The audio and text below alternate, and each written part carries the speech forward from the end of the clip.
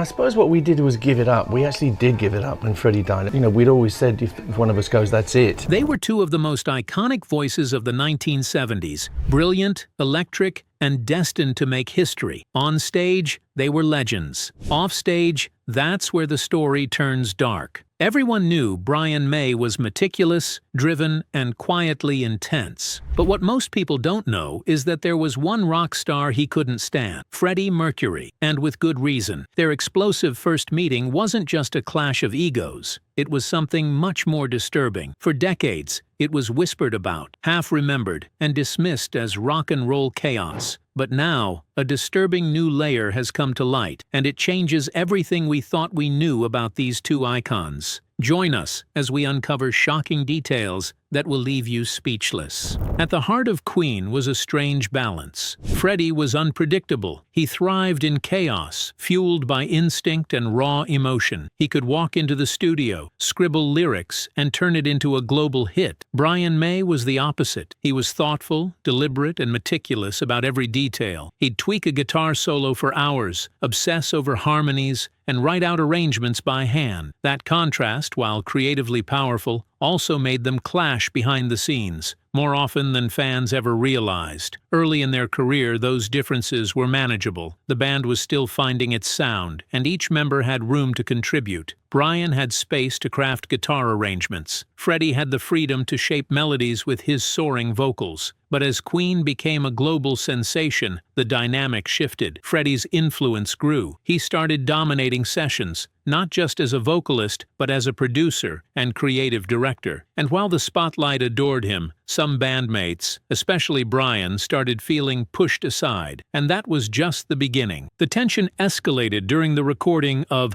A Night at the Opera in 1975. Most fans know it as the album that gave the world Bohemian Rhapsody. But behind the masterpiece was a quiet war. Brian had spent weeks composing the Prophet's Song, an epic track filled with layered harmonies and an extended vocal canon. He believed it would be the centerpiece of the album. Freddie had other ideas. He pushed Bohemian Rhapsody to the front of the track list and unofficially to the front of Queen's identity. Even in live performances, tensions were visible to those paying attention. On stage, Freddie would sometimes add vocal lines or change song structures on the fly. It kept the energy high, but for a perfectionist like Brian, it was infuriating. Once, during rehearsals in the early 80s, Freddie cut Brian's solo short in a mock performance, calling it a bit too Shakespeare. Laughter followed, except Brian didn't laugh. The public never saw the worst of it, of course. Queen was too professional for that. They smiled for cameras, gave interviews, and appeared unified. But backstage, the mood was often icy. Brian became known for disappearing after gigs, leaving quietly, sometimes before the final encore was over. The divide between them was growing faster than anyone could fix. Despite the strain, Queen kept creating. The music still worked, but the personal connection didn't. Over time, their arguments stopped being loud and passionate. They turned cold, detached. Resentment had taken root, and neither man seemed willing to dig it out. And that resentment wouldn't stay buried forever. As Queen approached their final chapter, the distance between Freddie and Brian only deepened. They were still sharing the stage, still writing songs together, but something had broken, and the next sessions would push their fractured friendship to the edge. Every band has a turning point, a single song where everything changes. For Queen, that moment came in 1975, and the song was Bohemian Rhapsody. On the surface, it looked like a triumph. It broke every rule in the music industry. No chorus, 6 minutes long. Everyone said it would fail. Freddie didn't care. He knew what he had, and he wasn't asking for permission. He demanded total freedom, and he got it. It wasn't just professional rivalry, it was personal. Brian had always believed Queen was a four-way partnership. Everyone contributed, everyone mattered. But with Bohemian Rhapsody, that illusion cracked. Freddie had taken over, and the worst part? The rest of the world seemed to agree with him, and it didn't stop there. The success of the song shifted the power dynamic in the band permanently. From that point forward, whenever there was disagreement in the studio, Freddie always got the final word. His instincts had been proven right. Why argue with a man who'd just written the most groundbreaking rock song of the decade? Brian didn't explode. He rarely did. but he withdrew. He became quieter during sessions, more controlling of his own parts, and more suspicious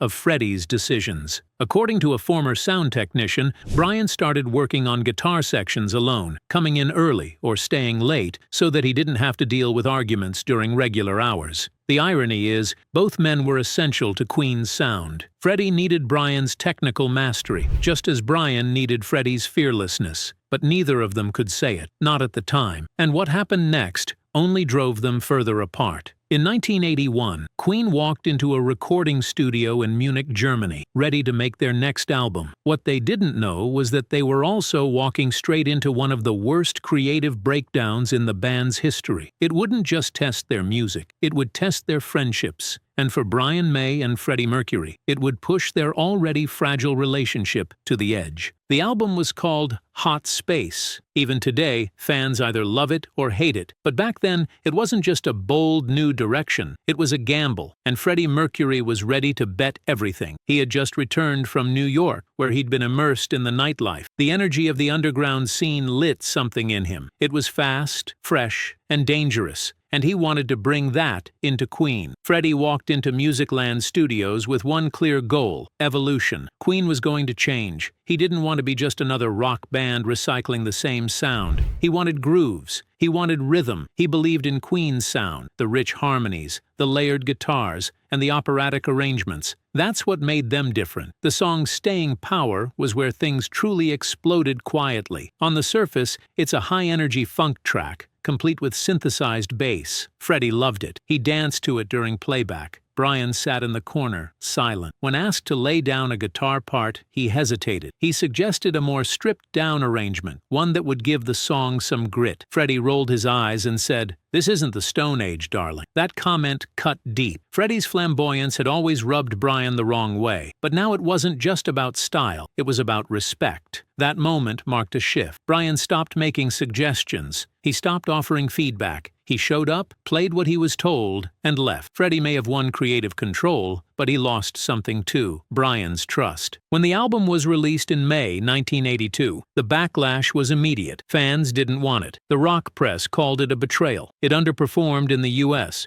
and during the tour that followed, the crowd reactions were lukewarm at best. For the first time in years, Queen felt vulnerable. Brian May was disappointed. He went from co-leader to guest guitarist, and though no one ever said it out loud, the damage from Munich never fully healed. The silence that followed was louder than any argument, and that silence was about to become permanent. By 1990, Queen was no longer just a rock band. It had become a kind of emotional fortress, shielding its members from the outside world and from each other. And at the center of it all were two men with a complicated, unfinished bond. Freddie Mercury was running out of time, and Brian May didn't know ways to deal with it. And the studio became their last battlefield. Freddie refused to discuss his illness. He made it clear: no pity, no special treatment, and no slowing down. He didn't want sympathy. He wanted songs. Lots of them, and fast. He told the band to record everything they could while he still had the strength. It was a race against the clock, and everyone knew it. And for Brian May,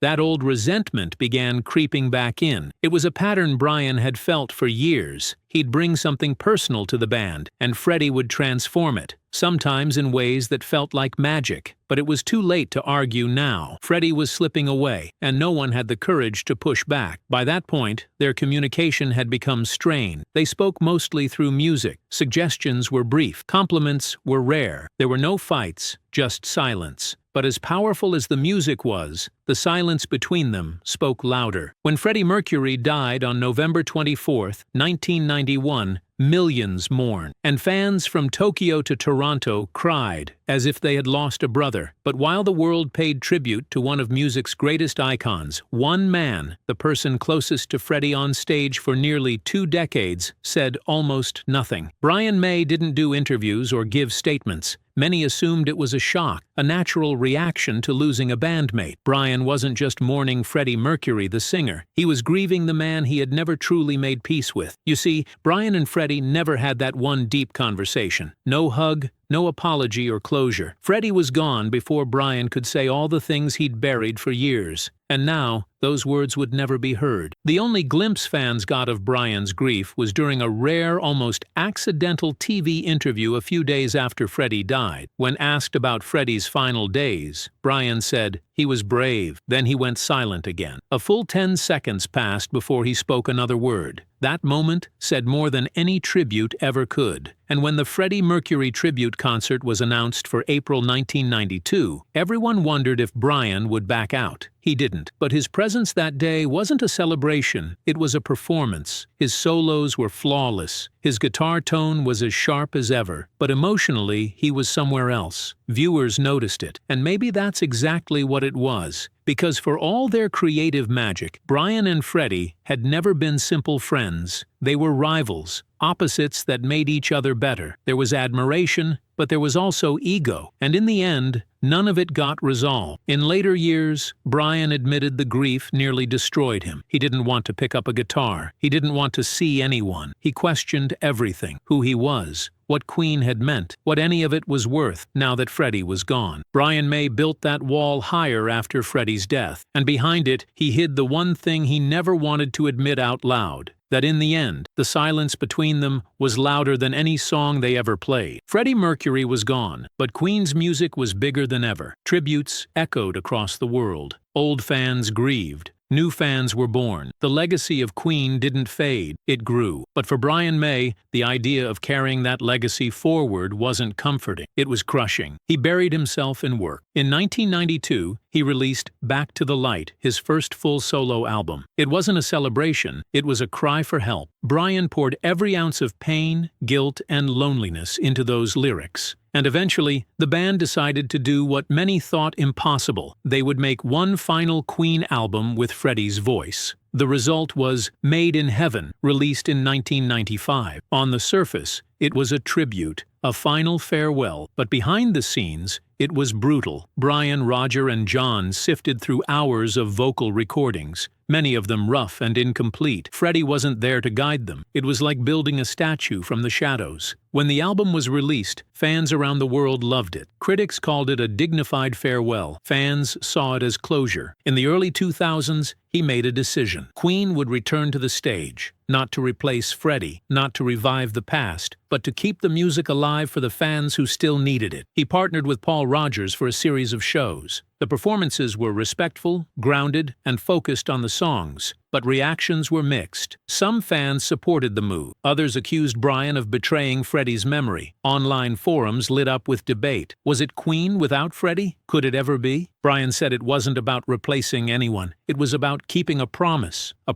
to the music. And yet, through all of it, Brian kept his emotional distance. He rarely spoke deeply about Freddie in public. Brian May never stopped playing, but he never stopped grieving either. And maybe that's why the music still matters. Because behind every note he plays now is the echo of the man he never got to say goodbye to. After Freddie Mercury passed, everyone expected Brian May to become the voice of his legacy. He had the history, the insight, the memories. For nearly 20 years, he had shared the stage with Freddie, watched him transform from an eccentric dreamer into a cultural icon. He'd written songs with him, and surely, if anyone could tell Freddie's story honestly, it was Brian. But when the world leaned in, waiting to hear his voice, Brian stepped back. At first, it looked like grief, and in some ways, it was. When the Bohemian Rhapsody biopic was released in 2018, Queen's legacy reached an entirely new generation. The film was a box office smash, introducing millions of new fans to the story. Brian played a major role behind the scenes. He advised on the music, helped guide the story, watched as his younger self was recreated on screen. But he didn't step into the spotlight when the cameras started rolling. At the film's premieres, he walked the red carpet with his usual warmth, smiled for fans, posed for photos, but when it came time to talk about Freddie, he kept it brief. He praised Rami Malek's performance, complimented the energy of the film, but deeper reflections were rare. Even as awards flooded in,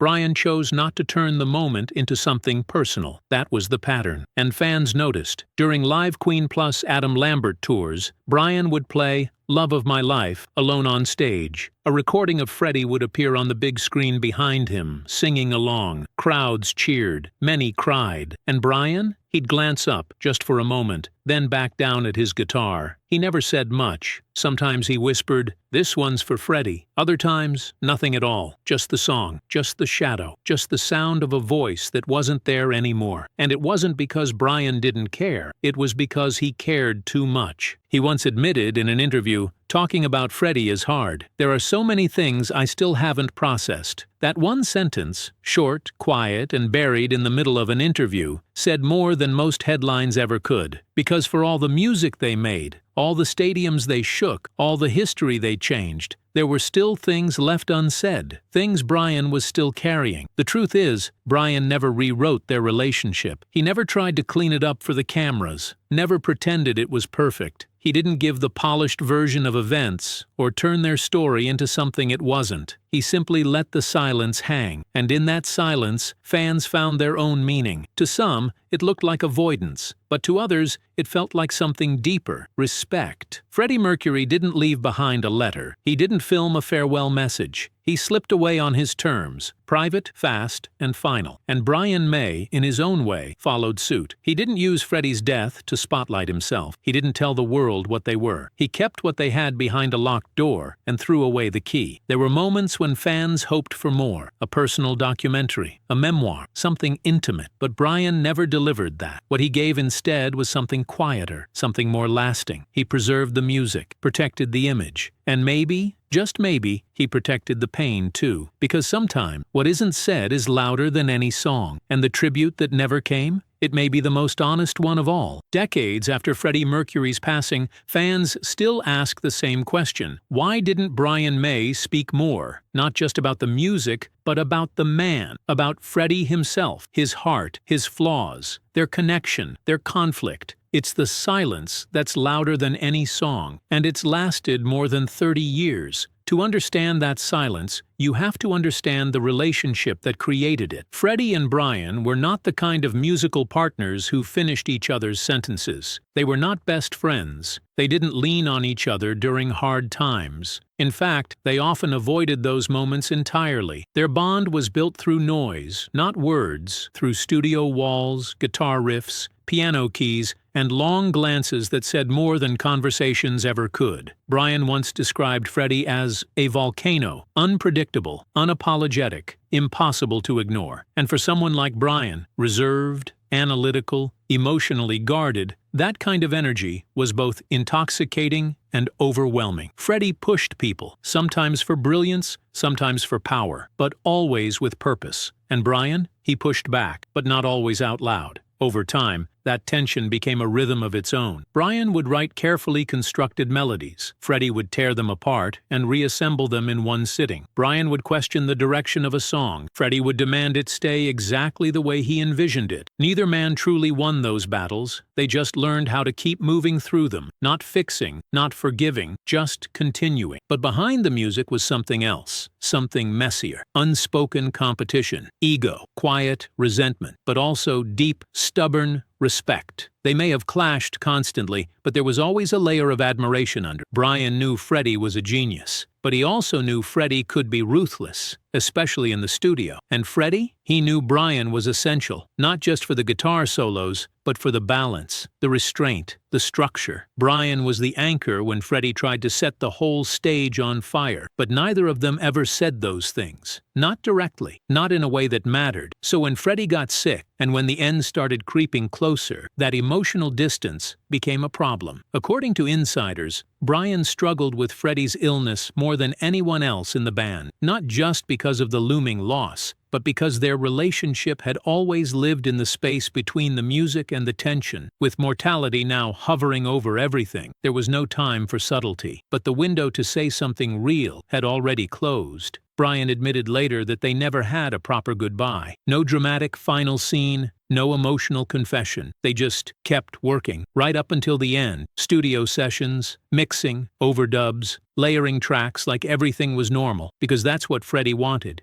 No tears, no pity, just music. And Brian followed that wish. But it cost him something. After Freddie's death, the weight of that silence started to grow. Brian didn't speak because he didn't know where to start. Not with the world, and maybe not even with himself. He had unfinished conversations looping in his head, things he should have said, things he didn't realize he needed to say until it was too late. One of the rare times Brian spoke candidly about Freddie, he said, "I still talk to him in my head sometimes." Not a dramatic quote, just an honest one. And behind that quiet statement is a lifetime of complexity. Because Brian May wasn't just mourning the loss of a frontman. He was carrying the burden of a relationship that never found its final chapter. It's easy to assume that Freddie was the difficult one, the loud one, the diva. But Brian wasn't innocent either. His pride, his perfectionism, his inability to speak openly, those things built walls too. And once those walls were up, neither of them had the tools to tear them down, so they just worked. They wrote songs that millions would sing, played shows that made history, and all the while, they kept the real conversation locked inside. That's why Brian's silence after Freddie's death wasn't just about grief. It was about guilt. It's not an absence of love. It's the result of too much of it, too complicated, too layered, too painful to unwrap in front of the world. So Brian did what he had always done. He picked up his guitar. He let the music carry what his voice couldn't. And when Freddie's vocals echo through the speakers at every show, Brian closes his eyes. Not to block it out, but to hold on to it just for a few seconds longer. Because in that moment, he doesn't have to say anything. Freddie Mercury may have taken his final bow in 1991, but for millions of fans, his story never ended. The stage went dark, the world mourned, but something remarkable happened in the silence that followed. People didn't let go. They didn't move on. They leaned in closer, and they started asking questions. Not just about Freddie, but about Brian, about the man who stood by Freddie's side for 2 decades and who, after Freddie's death, didn't say much. The fans noticed that. They noticed everything. Brian's hesitation during interviews, his careful choice of words, his silences. And over time, the absence of a story became its own kind of story, because fans understood what the world didn't. They knew something was missing, something unresolved. And they weren't just hearing it in the music. They were feeling it in Brian's performances. They saw it in the way he looked up during Love of My Life, when Freddie's voice echoed through the speakers. They saw the slight pause in his fingers before starting the solo to Bohemian Rhapsody. It was subtle, but it was real. A man remembering someone he never got to say goodbye to. For some artists, the show is an escape. For Brian May, it became a memorial. Even today, when Queen take on the stage, fans don't just come to hear the hits. They come for the moment. That exact second when Freddie appears on the screen behind the band. When the crowd starts singing along with a man who hasn't been alive for more than 30 years. It's haunting, it's powerful, and it's sacred, because in those moments, it's like Freddie and Brian are back on stage together again. But there's something else the fans never forgot, something they never stopped searching for, the truth, not about how Freddie died, but about how the relationship between him and Brian lived and ended. People wanted to understand. They weren't satisfied with the interviews where Brian stuck to technical talk, or the documentaries that glossed over the tension. They knew that behind all that genius was a story of 2 very different men who never quite found the words they needed. And if Brian couldn't tell it, they would try to piece it together themselves. Online forums sprang up in the early 2000s, filled with deep-dive threads analyzing Queen's creative process. Who wrote which part? Who argued about which lyric? Fans watched every old interview, looking for hints. They pulled quotes from obscure print articles, compared footage, debated meaning, not out of gossip, but out of respect. They weren't looking for drama. They were looking for understanding. They knew Freddie wasn't perfect. He could be demanding, impatient, even cruel with his honesty. But they also knew Brian wasn't just a victim of his intensity. He was often distant, guarded, slow to forgive. Their chemistry was undeniable, their friction unavoidable. And that's exactly what made Queen so special, because it wasn't easy. And maybe that's why, in some strange way, they became the final witnesses to Freddie and Brian's unfinished relationship. The band never gave the world that last moment. No tearful hug,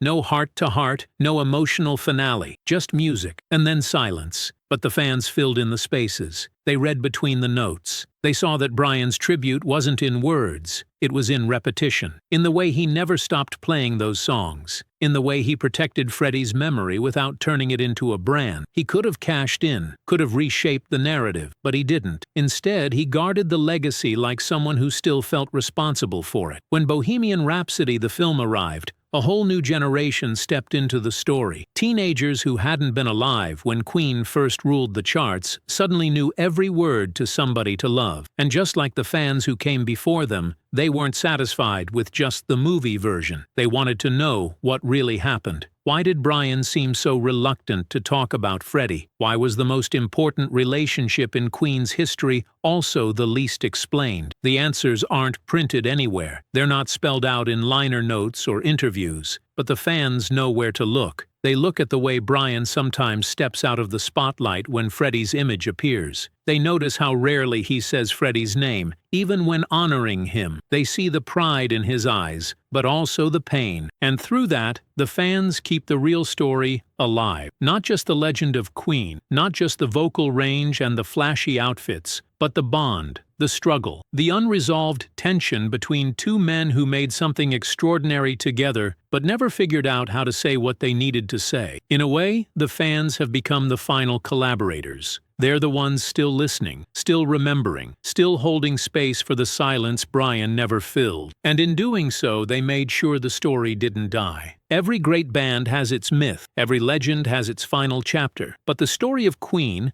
specifically the story of Freddie Mercury and Brian May, never really got one. There was no dramatic falling out, no heartfelt reconciliation, no headline-ending moment to tie it all up neatly. What they left behind was something messier, more real, and ultimately more human. They were never perfect, not as individuals, not as collaborators, not as friends, but together they built something extraordinary, something that still echoes across stadiums and speakers decades after the final curtain fell. Freddie Mercury was the force of nature, the performer who could light up an arena with a glance, the man who dared to sing louder, dress bolder, and push further than anyone else in the room. He didn't ask for permission, he didn't care about rules, he just was. He burned fast and bright, and the world never forgot it. Brian May was the opposite in every way. Thoughtful, calculated, reserved, a scientist with a guitar, quietly shaping the band's foundation, while Freddie danced through the fire. Brian built structure where Freddie brought chaos. But the magic of Queen didn't come from balance. It came from friction. That friction made history. But behind the platinum records and sold-out tours, their relationship remained complicated. Two men who respected each other deeply but rarely said it, who admired each other's genius but also fought to be heard. They were never enemies, but they weren't easy companions either. And when the end came,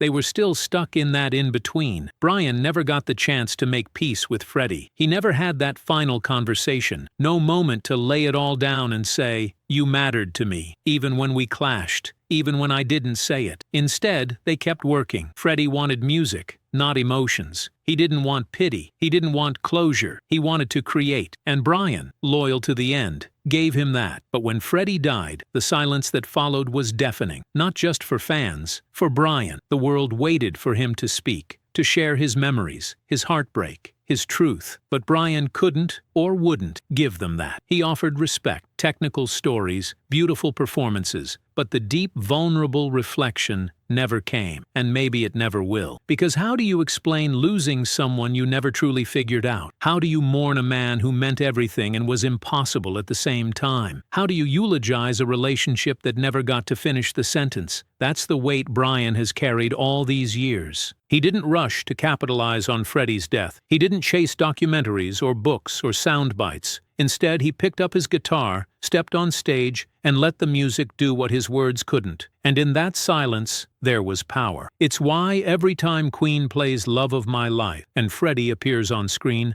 Brian turns just slightly, not enough to stare, but enough to feel him there. It's why he lets Freddie's voice close Bohemian Rhapsody during every show, even though Brian himself could easily take over. It's why, more than 30 years later, he still won't fully explain what their final days were like, because what they shared wasn't a story you explain, it's a story you carry. For some fans, that's frustrating. For others, it's sacred, because not everything needs to be said. Not every moment needs to be reworded for the record. Some things are too personal, too painful, too real, and that might be the most honest part of their legacy. Queen wasn't built on harmony, it was built on dissonance that somehow found its way into brilliance. Their music worked because they didn't, not all the time. And that imperfection, that push and pull between two unmatched forces, it gave us something we're still singing today. Freddie Mercury and Brian May were never meant to be easy, but they were meant to collide. And from that collision came fire. Brian May never gave the world a final tribute. No tearful farewell, no memoir lined with closure. He gave something else, something quieter. He gave consistency. He gave presence. He gave respect. He never tried to replace Freddie. He never rewrote history. He just kept playing, because he knew that was the only way to keep Freddie close.